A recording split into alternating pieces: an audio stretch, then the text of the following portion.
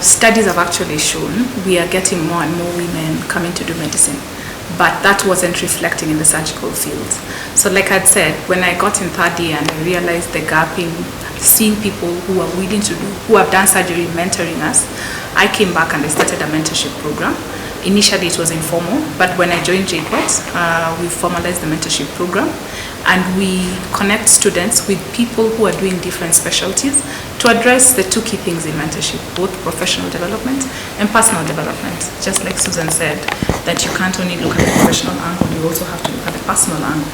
And from that, it makes you understand why is someone making a decision to pursue a specific field and not the other, and yet you can see their passion is totally different.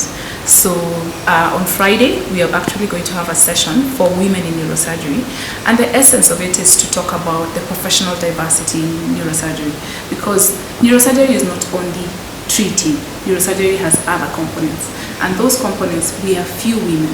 So most women are only the treating arm. But there are other areas where if we got more people interested, then it will also encourage other people to say, oh, neurosurgery is just not long hours. I can be in the policy space, I can be in the academia space, I can be in management space, and I have seen people who are doing it and are excelling in it. Just after class 8, I think my mother did it deliberately and bought me a Ben Carson book. So after I read it, I moved from being a lawyer to I wanted to be a neurosurgeon. But the greatest challenge at the time, the university didn't have a program, and I entertained the thought of leaving the country to do that. But the biggest challenge was cost, as was quoted today in the conference. So when I was doing my internship is when the University of Nairobi started its program, and I joined in the third class. So initially it was strange because surgery was dominantly male, but other surgical fields were already admitting women. So then I found solace in knowing that while I may be the only one in neurosurgery, but as we met as surgery as a department, there are also women who are in surgery. And I formed that bond and joined. And then in third year, I decided to attend a conference in Turkey. And the aim was really to just find out how are other women coping. And that's when I met Susan, and then I also met Beverly. And then I realized our challenges were the same, the struggles were the same, be it in Kenya, in the US. So then I came back and said, okay, I have to make a difference. While I may not have mentors who look like me and like me, then I will endeavor to be a mentor, but also learn from my peers to just work as a team and see what difference can we make. So for me, neurosurgery has been exciting. I mean, it's one of the youngest disciplines in medicine, so there's a lot of change. It's a very dynamic field where what you knew 5 years ago might not necessarily be holding true now. So neurosurgery for me has been exciting, a bit challenging also, because it really tests your time management skills. At times we're called very late at night, and it's one of those disciplines where you cannot say no, and you cannot say or give instructions over the phone. You actually have to go physically. So it's a beautiful mix of beautiful days, horrible days, but I think that is what keeps us going.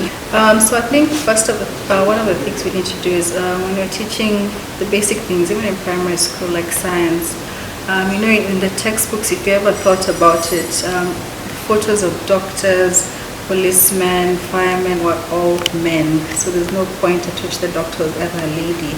And photos of ladies have always been relegated to nurses, teachers, caregivers.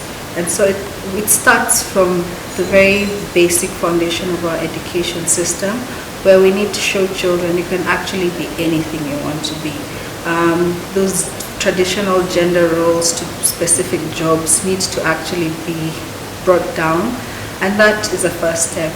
And then as we come closer now to the training level, even from medical school, the issue is a lot of times when you're in training, you're shown that, for example, the surgical fields need you to be 200% there. There's no space for family. So we need to actually really look into our university training curricula, and instead of being more rotation-based and fixed in, you must finish this program in a year, we allow for some flexibility because life happens to anyone, and so it should be more of based on your competence, how well you're doing. And that way I think we'll get more ladies coming in, because there'll be some flexibility to the training, to be a lot more friendly to those who wish to start families. And even for our male colleagues, I'm sure there are quite a number who've been cut out from training as surgeons just because of that. For me, it started after I became a doctor. After I finished my undergraduate degree, I did my internship. And when I rotated in internship in the different disciplines, in conjunction with the rotations I had done as an undergraduate, I was able to pick the field which I felt I was most suited. And by the time I was finishing undergraduate, I knew I wanted to be a surgeon, because I found it to be a field that sort of came naturally to me in terms of my personality and the traits that I saw were required in the field of surgery.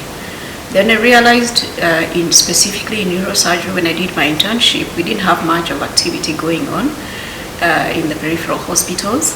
So I really wanted to get it going, to at least have these facilities, do these surgeries that are done in neurosurgery, because we used to refer a lot of patients all the way to Kenyatta. I did my internship at the periphery. So I thought we needed to build capacity and have neurosurgical services closer in the peripheral facilities, and that is how I settled for neurosurgery. I think a lot of times what people read in the papers are a reflection of what the payment structure are in other parts of the world. The reality in Kenya is not the same.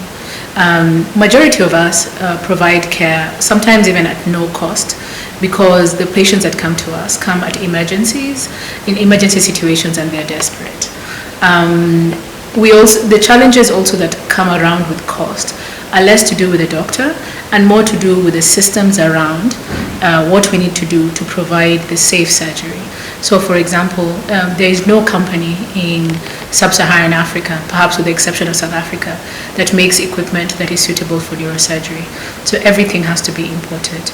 Everything used in theater, most of the things that we use for investigations, some of the good workup that we need to understand, for example, what kind of tumors you have. That means that a lot of times specimens are either going abroad or are being done in private labs.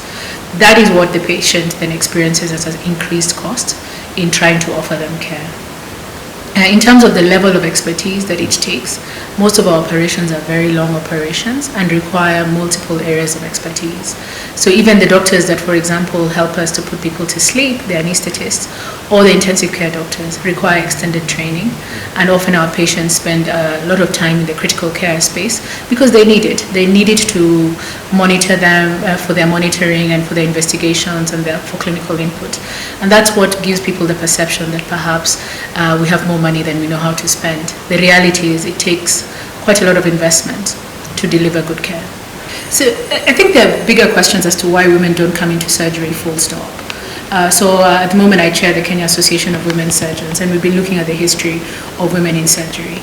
Many patriarchal societies put multiple barriers to women accessing careers in science, and in particular careers like neurosurgery that require both out-of-hours work and long training.